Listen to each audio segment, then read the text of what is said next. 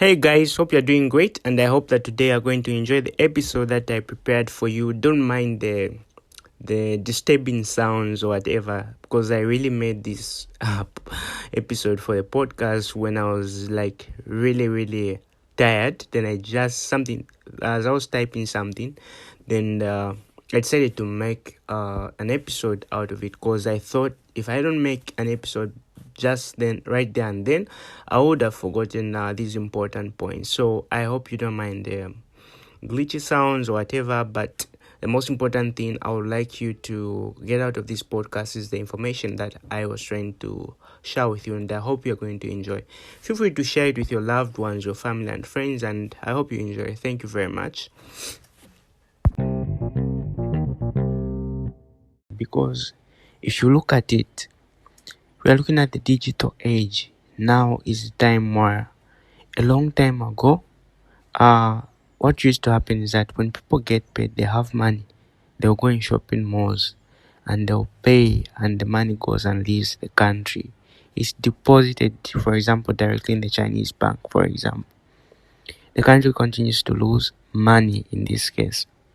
You see, this is before, we're talking about the time before the digital age. These companies had connections with their manufacturing plants. For example, China, right? They had sources with their manufacturing plants in China. So what used to happen is that these plants, which they had, or businesses or manufacturing platforms or whatever you may call them, they take the stuff there, they bring them to the country, they sell, they make profits, they send the money back. And the other point is that when we look at, for example, entities like ShopRite, for example, Zambians get paid, they go back to ShopRite, and what happens is that the money leaves the country, the money goes to other countries like South Africa and so on and so forth. So Zambians get paid, they take the money back to what? To the foreign investments. Now, this digital age, what does it bring to the table? So what the digital age brings to the table is that it makes the problems even much more worse, especially if we don't have measures that can be used or that can be made to keep our own systems running, or our own innovations or digital platforms that can be used to keep our economies or the money in the country. So what I'm talking about here is there are a lot of currencies that are being introduced on the crypto world, or the cryptocurrencies. And for example, one of them is Bitcoin. But before I talk about Bitcoin, I would like to talk about the concept of why I'm saying that the digital throw would be possible worse than what we have been seeing. This is the reason why I'm saying this. Currently, we have a lot of online platforms. Now, the internet makes the world smaller and smaller and smaller, because the internet is all about connection. It connects people beyond borders. It connects people that are very far away. Now, what it does is that it amplifies the situation you are in. You like it or not, the internet amplifies the actual situation you are in. And when we talk of e-commerce, what I'm talking about here is that we have platforms like Alibaba, we have platforms like AliExpress, we have platforms like Amazon. So what really happens is that we have these platforms that keep on growing and expanding. So we're looking at Africa, which has got a less amount of manufacturing entities, or a less amount of businesses that manufacture. So solely the government depends on what? Importing. Now, importing, if we go back in time, you would agree with me that many African people didn't have their internet connection. This meant that they had to shop in store, like offline, not online. They had to go to these business places, buy stuff, and so on and so forth. That's what used to happen. But as the world continues to go into the digital age, each and every African nowadays, even young people, are having access to the mobile phone. So what this simply does is that they're able to go on these platforms like AliExpress, where things are cheaper, or Amazon or Alibaba, where things are cheaper, because the so-called business people are traveling to where and are traveling to countries like China to order stuff and sell them back to Zambia. So, for example, what happens is that why should I go to a shop and buy something that's more expensive when I have my phone online? I can simply wait for a week or so and I can get something cheaper, more than the actual price that I'm supposed to pay for. So what happens is that you have this chain where a lot of consumers now are going to be shopping on these international platforms, meaning that the average phone seller on the street, the small medium entrepreneur on the street, will not be able to make a sale in the long term. So the money continues to leave the country, the money continues to go to these big companies such as AliExpress, and the Western entities or the Western e commerce platforms gain much more money.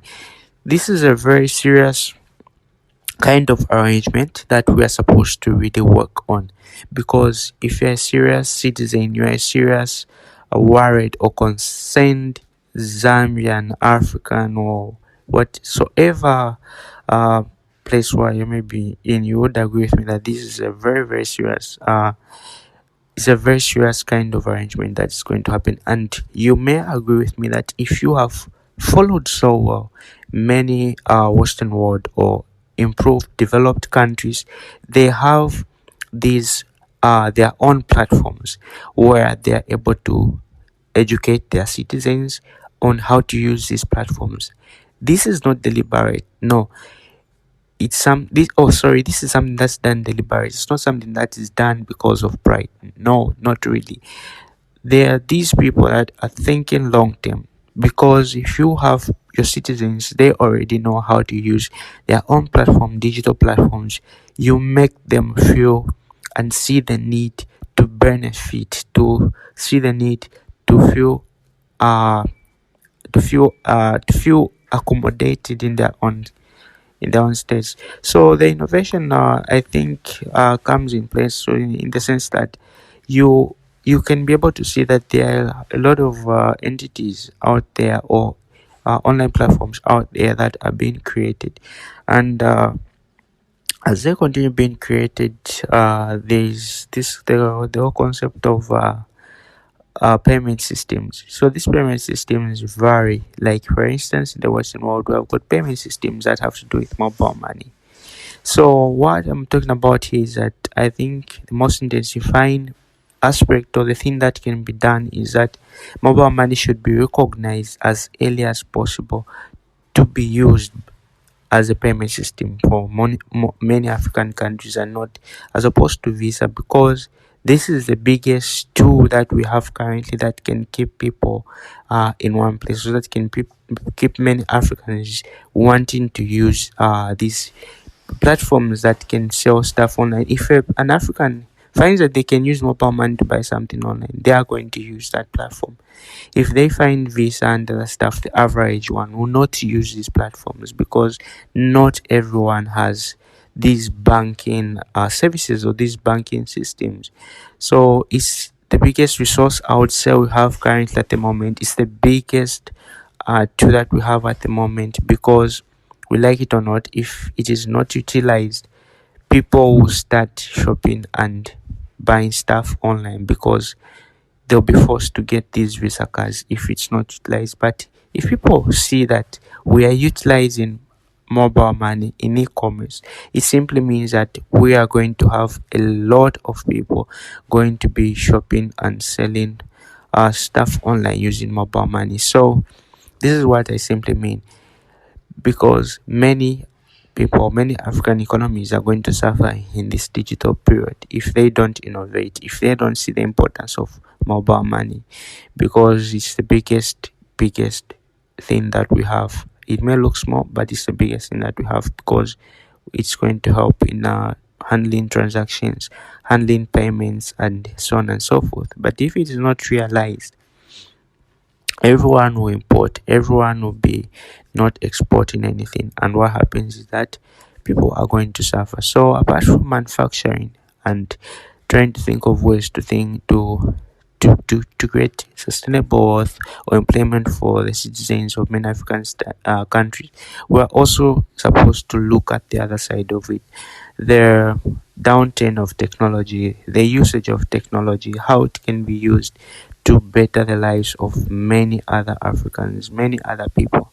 This is a big thing that we are supposed to look at, because if we do not do that now, by the time we realize 50 plus percentage of the populations of many African countries will be shopping online on the foreign what platforms, and we have no platforms at all selling our produce. So this is the time I think it's not only about tourism, but we can also think of ways to promote the Africans, to promote the trades of Africans, and that's what I think can be done.